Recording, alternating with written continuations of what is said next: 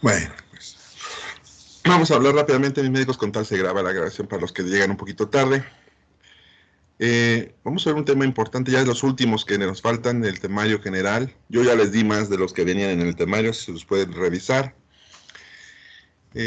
Pero vamos a ver los últimos, que son lo que es oclusión intestinal, enfermedad diverticular, enfermedad inflamatoria intestinal, apendicitis y cáncer colorectal. Isquemia también, mesentérica o isquemia o trombosis. Las dos demás van incluidos, van en el mismo. Lo que vamos a ver nosotros ahora es importante que tomen en consideración porque pues son muy importantes causas por la cual acuden las personas a los servicios de urgencias. Y más que nada también a ustedes como médicos generales. Vamos a ver que los cuadros oclusivos o pseudooclusivos pueden dividirse en dos causas generales. ¿Y cuáles son estas las más frecuentes? Pues muy fácil. Una es del tipo mecánico y otra, que se conoce como ilio, en las cuales son causas metabólicas, infecciosas o cualquier mecanismo que pueda alterar la motilidad intestinal. Pueden ser cambios hidroelectrolíticos, puede ser alteraciones de la regulación ácido-base, en fin, procesos sépticos regionales, una apendicitis, una enfermedad diverticular, en fin. Hay muchísimos tipos de alteraciones de tipo metabólico o infeccioso que pueden llegar a causarnos una disminución en la motilidad intestinal y causar una parálisis de esta, con lo que se le denomina ilio. Y en cambio, de las causas más frecuentes de tipo mecánico, pues son las hernias o los eventos de torsión, como son los volvulus, en algunos casos extremadamente raros, como son la migración de líquidos a nivel vesicular hacia la lumen intestinal, como en el síndrome de Berbert.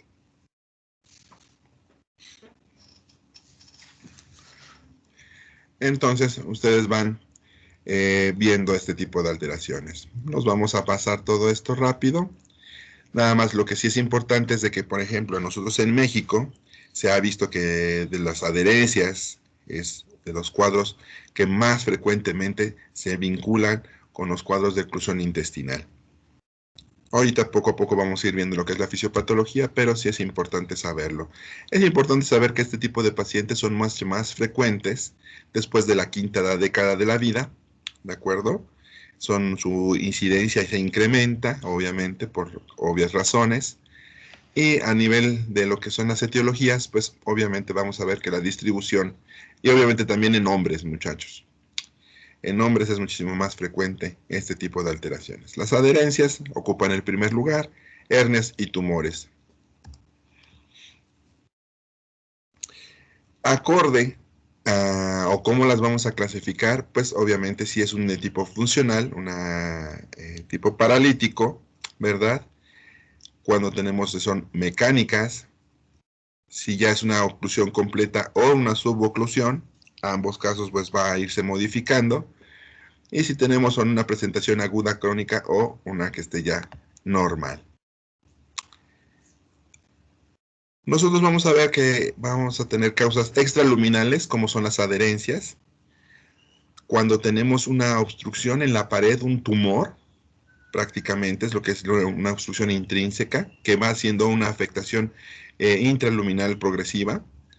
Y obviamente cuando tenemos alteraciones o cuerpos dentro de lo que viene siendo en el lumen intestinal, como que puede ser, pues un besoar, un objeto extraño, alguna objeto deglutida que puede llegar a ocluir, litos, como les comentaba, por parte de la vesícula, en fin, son de las causas que pueden llegar a causarnos un proceso obstructivo. Acá, como les comentaba, vamos a tener dos tipos de afectación en lo que viene siendo la oclusión funcional. Una es en la cual vamos a tener una disminución o progresiva o un fracaso en lo que es la motilidad intestinal subsecuente a alteraciones de tipo metabólico, como pueden ser la hipocalemia, disminuciones en las concentraciones de calcio, promoción de un proceso inflamatorio que nos va a ir disminuyendo paulatinamente el proceso de motilidad, o cuando nosotros tenemos ya una fatiga de tipo muscular por un incremento en la motilidad que va a consumir poco a poco los medios y que va a producir zonas de espasmo, ¿verdad? O tetanización por parte de la musculatura, que va a impedir así el paso del contenido intestinal. Obviamente también vamos a presentar, mis doctores, aquí de manera general, no siempre, pero sí muchas ocasiones, trastornos de tipo mixto. ¿Qué quiere decir? Pues que va a haber un componente mecánico que desencadene un proceso inflamatorio, que esto se vincule obviamente a otro proceso séptico, o que un proceso séptico complique un proceso mecánico previamente existente. ¿Qué quiere decir? Por ejemplo, es el paciente que tiene una hernia, ¿verdad?, de larga evolución, que no ha sido tratada, y que tiene una enteritis posinfecciosa, una gastroenteritis posinfecciosa, lo cual edematiza la pared intestinal, impidiendo así, ¿verdad?, el adecuado flujo a través de esas asas, incrementando la presión, aumentando la secreción y el edema regional, con lo cual procede a un proceso de isquemia e estrangulación. Como pueden ver, y dependiendo del artículo y dependiendo de lo que se reserve, es por eso que no les pregunto yo porcentajes, pues porque cada artículo y cada referencia varía en cuanto a presentación. Como pueden ver, de manera inicial, en lo que es la literatura mexicana, mencionan que las hernias preceden a los tumores, y en lo que es la literatura, ¿verdad?, general, como es el Savistton, nos menciona que los tumores preceden a las hernias. En general todos coinciden. Si yo lo que les llega a preguntar, ¿cuáles son de las causas más frecuentes de tipo mecánico que causan obstrucción? Pues ustedes fácilmente responden que son las adherencias. A manera etiológica hay que ver el por qué, dónde y cómo. Las adherencias, justamente a nivel del recto sigmoides, se refieren a estos, son procesos asociados con una enfermedad diverticular concomitante. ¿Qué quiere decir? No todas las enfermedades diverticulares cursan con procesos adherenciales. Solo aquellos que se inflaman, en lo cual ya consideramos como una diverticulitis, pueden llegar a causar problemas de tipo adherencial. Obviamente las apendicectomías es muy frecuente que cursen con procesos adherenciales legionales, pero dada la ubicación, pues obviamente se limita, salvo que esté complicada con abscesos periapendiculares. Y frecuentemente, esto es una asociación, no quiere decir que no sepan operar, ¿verdad? Pero la cirugía ginecológica conlleva muchos riesgos porque en demasiadas ocasiones no toman las precauciones debidas ni el manejo adecuado de la cavidad peritoneal cuando realizan ya sea histerectomías, ¿verdad? En fin, oforectomías o tratamiento de alguna patología de tipo ginecológico. No quiere decir que no lo sepan, sino simplemente que pues a veces les ganan las prisas. Parece que los ginecólogos siempre viven con prisa. Entonces, hernia, como les comentaba, cuando son externas, defectos situados como a nivel de la pelvis, como zonas inguinales, paraestomales, incisionales, afectos cuando son cirugías, ¿verdad?, con laparoscopía o una plastía de tipo inguinal. Cualquier tipo de neoplasia y obviamente procesos, como les comentaba, inflamatorios. Aquí podemos ver lo que, de manera general, lo que yo había hecho como comentario rápido, pues ahí está, ¿verdad? Trauma, isquemia, litos, cuerpos extraños y los BSOAR.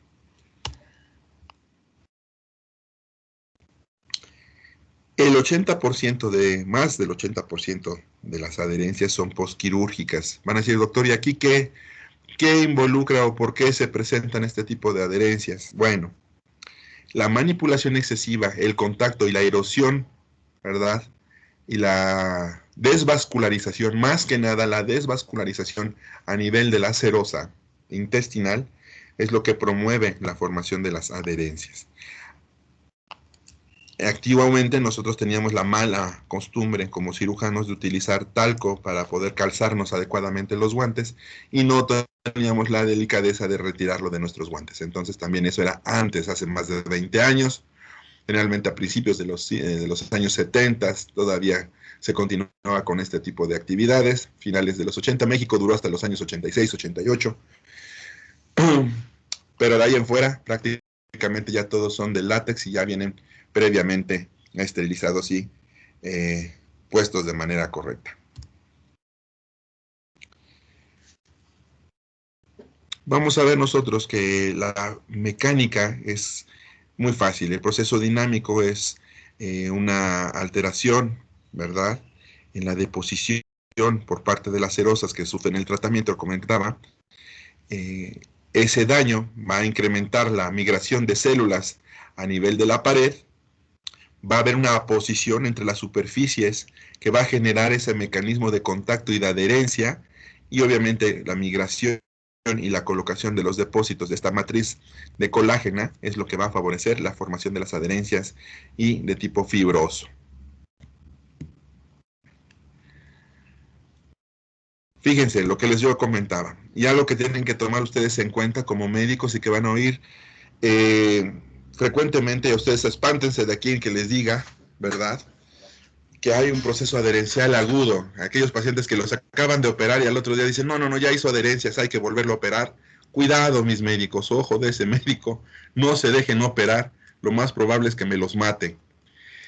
Conforme vamos a ir viendo a lo largo de esta presentación, van a ver ustedes el por qué les digo de esto. Fíjense bien, las áreas estimuladas no es lo que lo produce, son las zonas de isquemia o la afectación vascular, lo que generalmente se ve relacionada con la génesis de las adherencias postoperatorias. Y no lo digo yo, para aquellos que están, lo dice la Asociación Americana de Gastroenterología y de Cirugía Gastrointestinal.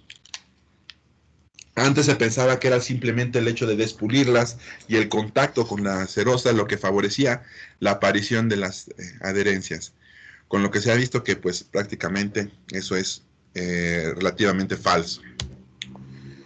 Entonces, ¿qué va a pasar, mis médicos? Bueno, que la lesión peritoneal, recordemos que la serosa íntimamente está relacionada con el peritoneo de tipo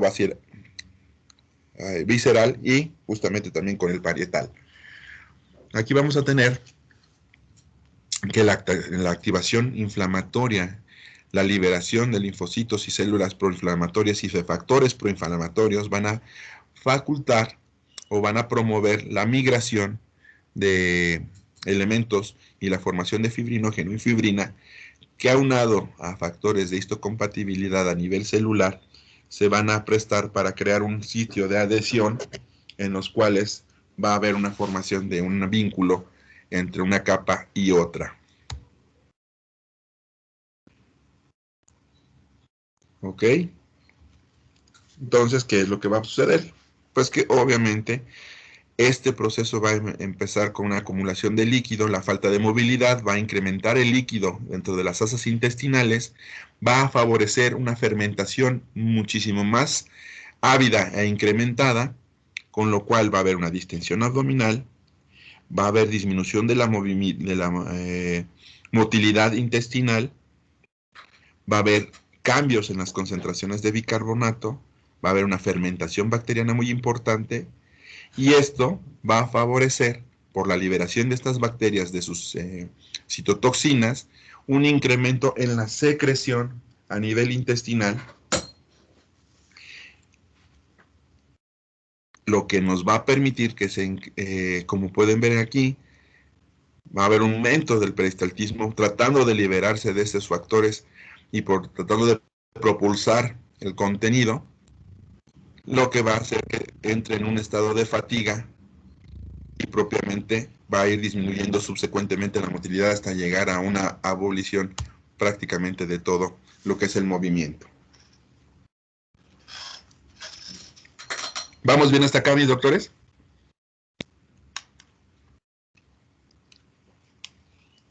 ¿Dudas o preguntas, no? No, doctor, creo que no. Estamos sencillito. De hecho, es el mecanismo que les he comentado en general. Toda patología intestinal conlleva en cierta medida puntos que se relacionan entre sí. Vamos a ver que aquí lo que vamos a ver en general en patología se va a relacionar íntimamente con lo que es la isquemia mesentérica. Y cuando vemos isquemia mesentérica, vamos a ver que muchos de los factores asociados se van a relacionar íntimamente con lo que es enfermedad inflamatoria intestinal. ¿De acuerdo? Entonces comparten procesos muy importantes dentro de su fisiopatología. Entonces aquí vamos a encontrarlo rápido. La distensión intestinal va a causar justamente este peristaltismo, una dilatación refleja, va a haber una fatiga de la musculatura, con lo cual vamos a tener que se van a empezar a acumular gases de fermentación que ya habíamos visto, ¿sí? Va a haber un incremento de la proliferación bacteriana, va a haber migración hacia lo que es el torrente sanguíneo y loco regional, con lo cual se van a incrementar los líquidos acumulados y el edema y la fuga a tercer espacio, alteraciones de la circulación parietal, lo que quiere decir la microvasculatura intestinal. ¿Por qué? Pues porque hay un aumento de la presión intraluminal, hay un adelgazamiento propiamente dicho por compresión, por la distensión tan importante, y esto obviamente va a hacerse un círculo de tipo vicioso que va a favorecer un incremento tanto en los daños y en la distancia, o en los, digamos más que nada, en las zonas afectadas intestinales. Va a ir migrando, digámoslo de esa manera, poco a poco a lo largo del intestino, afectando cada vez más asas intestinales y muchísimo más porciones del intestino. Asimismo, cuando tenemos un evento de tipo mecánico, vamos a clasificarnos va a haber dos fenómenos importantes. Uno, lo primero que va a haber es una elevación en la presión venosa local. Esto va a acarrear que incremente la presión a nivel de los plexos microvasculares, como son las arteriolas y las vénulas, favoreciendo los desgarros y sitios de sangrado, con lo cual va a disminuir el aporte sanguíneo, va a haber zonas de isquemia,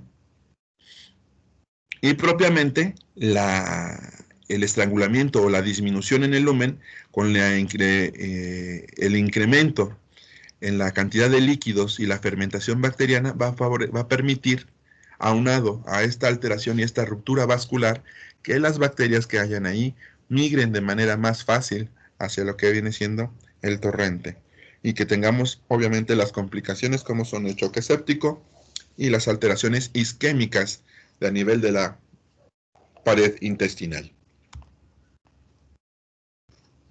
A manera general, pues esto es lo que sucede, ¿sí? Las toxinas y las zonas de necrosis se ven íntimamente relacionadas. Y aquí, mis médicos, ojo, se agregan otras alteraciones de tipo, ¿verdad?, funcional. ¿Cómo es que todo esto puede llegar a afectar varios órganos o todo lo que viene siendo una falla orgánica múltiple? Pues fácil. Al haber una elevación del diafragma por la distensión tan importante, vamos a entrar en datos de insuficiencia respiratoria. Nuestra mecánica ventilatoria se va a ver disminuida, va a haber una imparidad entre lo que es la función respiratoria adecuada a nivel de intercambio gaseoso, y vamos a tener trastornos de tipo ventilatorio. Generalmente incrementos como es una acidosis respiratoria con incrementos de CO2, y eso a su vez nos va a causar afectaciones. Recuerden que el CO2 también funciona a nivel sistémico,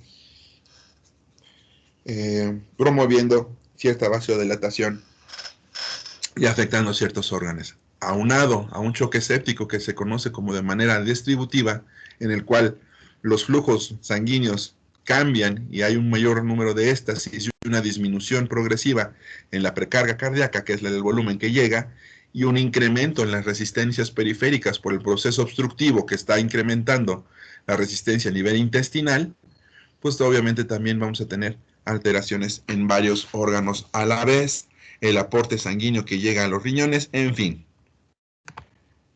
Todo es una mecánica, ustedes pueden ver que si nosotros tenemos una depresión de sodio y agua, el sistema de renina-angiotensina se incrementa, vamos a tener una hipopotasemia, lo que nos va a favorecer obstrucciones de tipo metabólicas, vamos a incrementar la presión, datos de hipovolemia, disminución de las secreciones de ADH, en fin.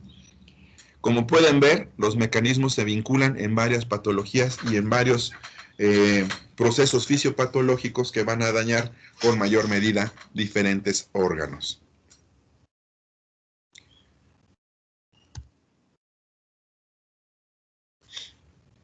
Acá, como medida general, nos vamos a brincar un poquito todo esto hasta esta parte de aquí, mis médicos. Digamos que es resumir todo lo anterior y es más importante que ustedes sepan lo siguiente. Generalmente va a haber una liberación, como les comento, de quimiosinas que van a favorecer un reclutamiento celular, van a favorecer la migración tanto de elementos de polimorfonucleares como de linfocitos, como de fibroblastos, ¿sí? A nivel celular, estas migraciones van a producir, ¿de acuerdo? Un elemento de cicatrización que es una matriz celular de fibrina, por la cual los macrófagos se desplazan con mayor medida, liberando factores de activación celular, y va a empezar a haber una mesotilización, incrementos en la matriz celular cubierta por una capa de fibrina y una coalescencia entre lo que son las membranas y en lo que son las capas celulares, favoreciendo así la formación de adherencias. Todo este proceso lleva a culminarse dentro de los primeros 10 a 15 días. ¿En qué varía? Pues obviamente en las condiciones generales del paciente, en el tratamiento empleado y obviamente en las medidas terapéuticas que nosotros realicemos. Quiero comentárselos porque pues, tengan cuidado de aquellos que les digan que hay procesos adherenciales agudos. Hay bastantes cirujanos, y se los digo yo, que aún así, aunque esto es algo que está del conocimiento de todos, como les he comentado varias veces, la única diferencia entre ustedes, médicos, y nosotros son los años que llevamos cometiendo errores y que de esos también nosotros aprendemos. Y no quiere decir que todo el tiempo estemos cometiendo errores, sino de que a veces esos errores nos hacen esforzarnos cada vez más. A manera general, entonces, fíjense bien. Algunos de los estudios que se han realizado, ¿verdad? En cuanto a Sinner, él propuso que las oclusiones intestinales ocurren dentro de los primeros 30 días, generalmente después del evento quirúrgico. Si se dan cuenta, obviamente prácticamente toda la totalidad de los pacientes pueden llegar a cursar desde el primer mes, ¿verdad? Hasta el primer año o inclusive 20 años postquirúrgicos, y vean que el porcentaje es muchísimo mayor conforme más tiempo pasa. ¿Quién población está en riesgo? ¿Se acuerdan que cuando vimos nosotros patologías de la pared abdominal de tipo congénito, cirugía mayor que se le realiza a bebés? Imagínense un bebito que se le realizó una cirugía mayor, por ejemplo, una gastrosquisis, que requiere un manejo mayor y la morbilidad de los pacientes es más alta, aunque la relación con otras enfermedades es mayor en la onfalocele. Entonces, el riesgo que tiene ese bebito en los primeros 20 años, fíjense, primeros 20 años, no quiere decir que a los 20 ya va a empezar a tener problemas, no.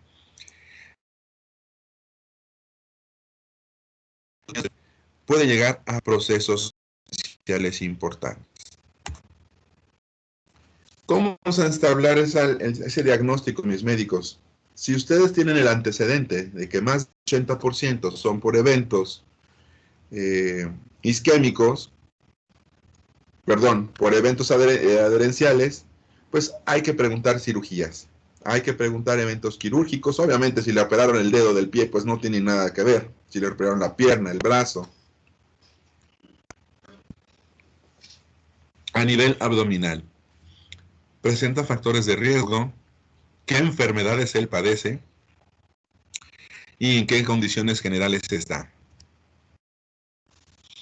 Aquí, como vamos a ver, el cuadro clásico que pueden llegar a presentar es el dolor abdominal tipo cólico progresivo intermitente, la distensión que es gradual y va incrementándose conforme avanza el proceso, y la incapacidad de evacuar. Dependiendo la zona que se vea afectada, va a ser también la sintomatología y las características que va a dar. En un intestino delgado, lo importante son estos paroxismos. ¿Qué quiere decir? Son dolor que incrementa y desciende progresivamente en tiempos paulatinos. Es así como en la música tiene periodos de crescendo y otros en decreciendo, que quiere decir que disminuye y aumenta prácticamente. El intestino grueso son muchísimo más espaciados, pero la duración es mayor. Son cólicos, ese es el dolor cólico intenso, el que presenta el colon, ¿de acuerdo?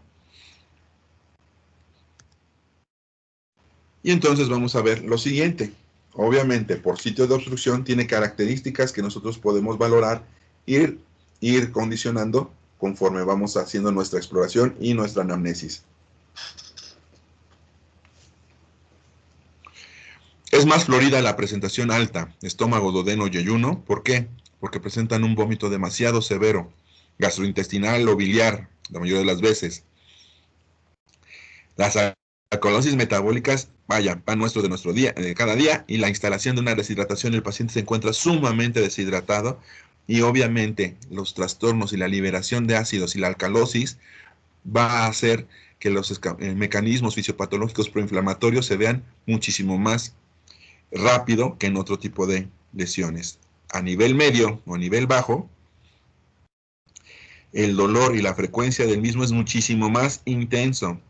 A la exploración ustedes van a ver que el vómito es prácticamente pues relativo, conforme va avanzando, si es que no recibe tratamiento alguno, se va a presentar, pero no es de manera inicial.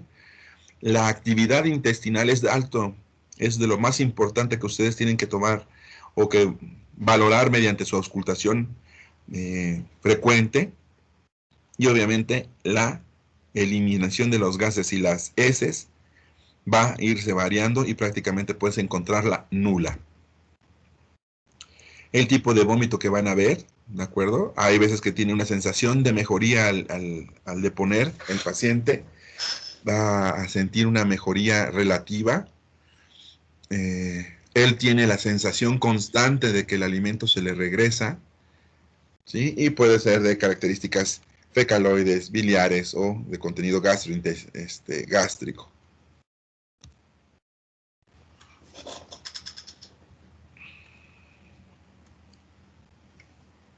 Conforme ustedes vean estas características, como les digo, no solamente puede ser en el sitio proximal, sino que una de las características que tienen estos eventos es de que son extensivos. Conforme va avanzando la enfermedad, van tomando más y más zonas intestinales. Puede empezar en yeyuno o puede empezar en duodeno y paulatinamente ir avanzando de manera distal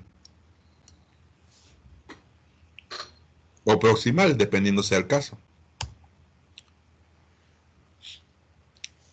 Cuando les puse los elementos de exploración abdominal que son característicos o no son característicos, pero que nos pueden brindar una oportunidad para poder diferenciar el diagnóstico, es de esta manera.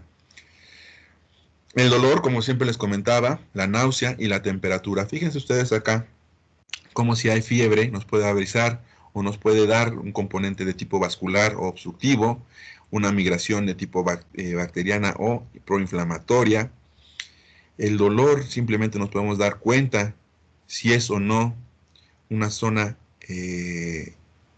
importante o, o tiene ya francamente datos de irritación peritoneal.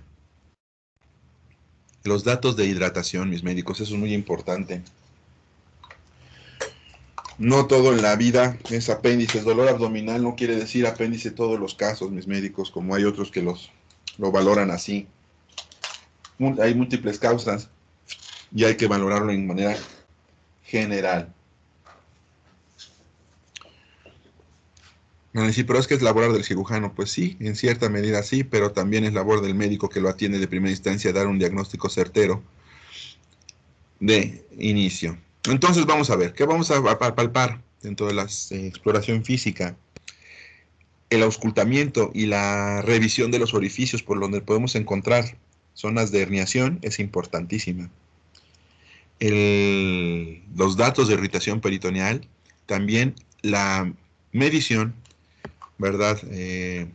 Reportada y anotada en los ojos de expediente clínico del diámetro abdominal es muy importante. Nos habla de una seguridad y una tranquilidad a nivel abdominal. Signos que pueden encontrar: las ámpulas vacías, la presencia de un saco de Douglas ocupado por asas intestinales dolorosas o distendidas, en fin, diferentes signos. Aquí lo más importante, el timpanismo, la ausencia de ruidos que nos habla prácticamente de un hilio, ¿sí? generalizado, o la presencia de ruidos metálicos que nos hablan de una peristalsis de lucha, de algo que está ahí, que no puede avanzar.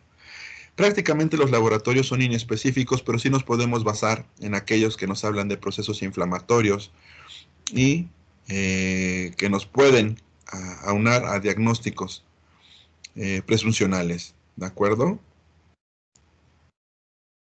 Albúmina modificada, el dímero D, todo dependiendo del tipo de laboratorio. ¿Qué no vamos a necesitar nosotros entonces? Si hay presencia no de leucocitos, una gasometría que nos hable sobre las concentraciones del bicarbonato, como lo habíamos visto antes, electrolitos plasmáticos, principalmente lo que es calcio y potasio, la albúmina en el estado nutricional, que nos va a hablar sobre justamente la tasa de respuesta y la efectividad de nuestro reemplazo y de nuestro medicamento. Recordemos que cuando hay hipoalbuminemia, muchas de las terapéuticas que nosotros empleemos son nulas o se nulifican debido a la falta de un mecanismo de transporte a nivel circulatorio. La tomografía y la placa prácticamente son los estudios de gabinete que nos tienen mayor sensibilidad y nos pueden ayudar muchísimo más. ¿Sí? Nos ayuda a poder delimitar el sitio de obstrucción, si hay o no edema interasa, y las dilataciones, recordemos que esto nos puede hablar ya de complicaciones más, como son megacolon tóxico, una sobreinfección bacteriana, ¿verdad?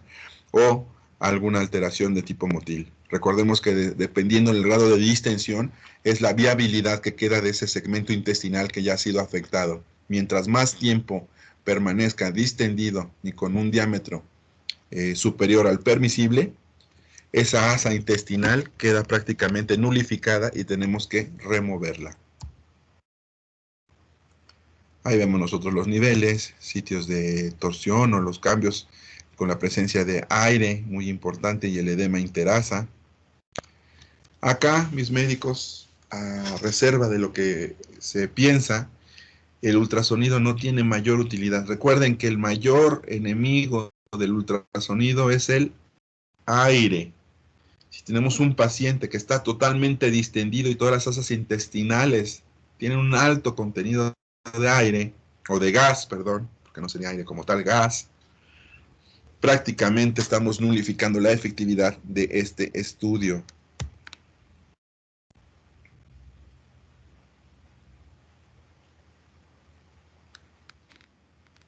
Entonces aquí lo que es el diagnóstico de lo que es el síndrome oclusivo intestinal, pues es este diagrama de flujo.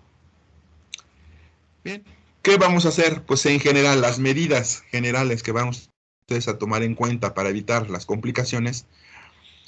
Estar preparados para una intervención quirúrgica de ser necesaria. Aquí, mis médicos, ser quirúrgico no es operar todo.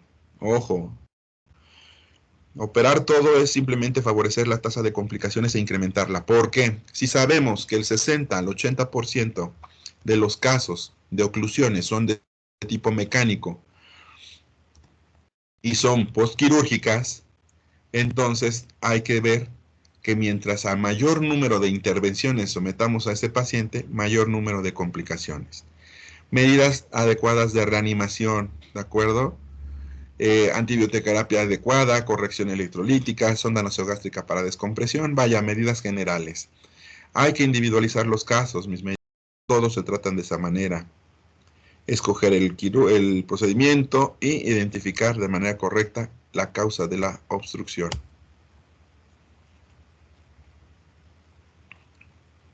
Hay que ver y tener en consideración siempre manejar unas técnicas isoperistálticas, quiere decir que vayan de acuerdo a la peristalsis natural del organismo, evitar en manera de medida la isquemia y la contaminación, y revisar prácticamente las asas, y más cuando vamos a realizar una anastomosis. La descompresión, ¿sí? Retrógrada, siempre, muchísimo más fácil y más segura. Enterostomías o aplicación de sondas de aspiración.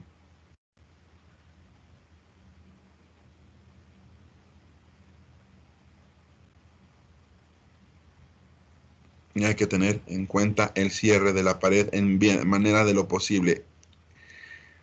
Aquí depende la experiencia y qué tan mal vean ustedes esas asas intestinales para valorar mejor utilizar un abdomen abierto que propiamente después de la restitución del tránsito en anastomosis empiece a evacuar gases y a las 48 horas realizar una revisión sistemática, obviamente de todo el intestino. Es más factible que a veces cerrarlo y volverlo a abrir para ver qué tal quedó. Eso depende del cómo el médico se maneje y la experiencia que tenga. ¿Cómo vamos a identificar si es la viabilidad o no de los intestinos que yo les comentaba? La revisión secundaria y el empleo de técnicas menos invasivas.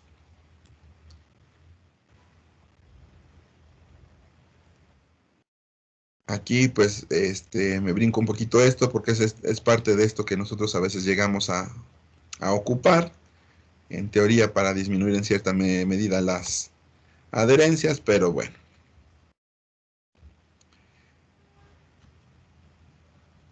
¿Cuáles son las medidas que nosotros tenemos que emplear siempre? Cirugía traumática, la mayormente posible. Ustedes van a ver que aquí este tipo de comentarios se los hago de manera general, porque muchos cirujanos que estamos un poco anticuados, o más que nada depende de la escuela que procedemos, siempre utilizar demasiados instrumentos, pinzas para todo y no ocupar instrumentación roma, como son las manos o los dedos, puede llegar a causar mayores daños. Es raro que un dedo dañe un vaso, es raro que un dedo durante una disección profunda vaya a lesionar o a perforar una víscera. En cambio, ¿sí?, el uso de pinzas o de instrumentos, ¿verdad?, metálicos puede llegar a causar este tipo de alteraciones. La liberación del talco de los guantes, siempre humedecerlos, el tiempo de exposición quirúrgica, eso ya se los había comentado en otro tipo de pláticas, y evitar el uso de agentes o de cuerpos extraños dentro de la cavidad.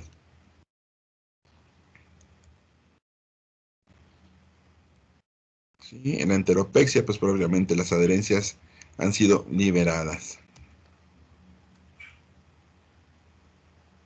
¿En qué se maneja esto? Pues cuando nosotros realizamos la técnica de Noble. ¿Qué consiste esto, mis médicos? Es en colocar las asas de una manera ordenada, siempre generalmente empieza de izquierda a derecha y de arriba hacia abajo para poder brindar que si se adhieren o que se adhieran en una manera correcta que permita que no se formen asas ciegas, ¿sí?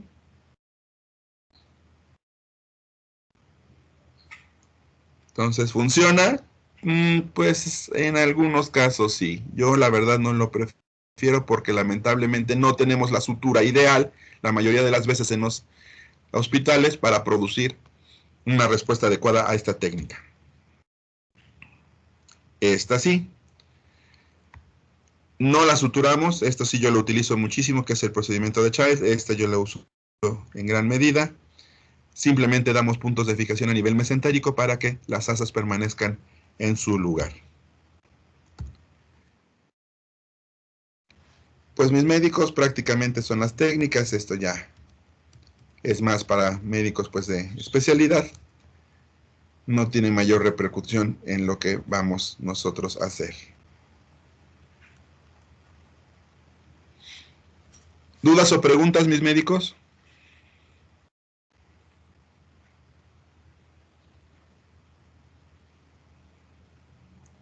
Bueno, si no hay preguntas, el próximo lunes vemos isquemia mesentérica, ya vemos los pocos temas que faltan, que son isquemia, enfermedad diverticular, enfermedad inflamatoria y cáncer de colon. Prácticamente la semana que entra terminamos el temario por completo. Yo ya les hice llegar todas las presentaciones, ya les envié artículos de prácticamente todos los temas. Ya nada más voy, como ahorita les comento datos importantes que se deben de saber, pero como les repito, todo lo que nosotros sabemos proviene de los mismos lugares. ¿De acuerdo? Entonces los veo el día lunes sin falta. Pasen un bonito fin de semana y no se me pongan muy borrachones. Gracias, doctor. Gracias, doctor. Gracias, doctor. Gracias, doctor. Gracias, doctor.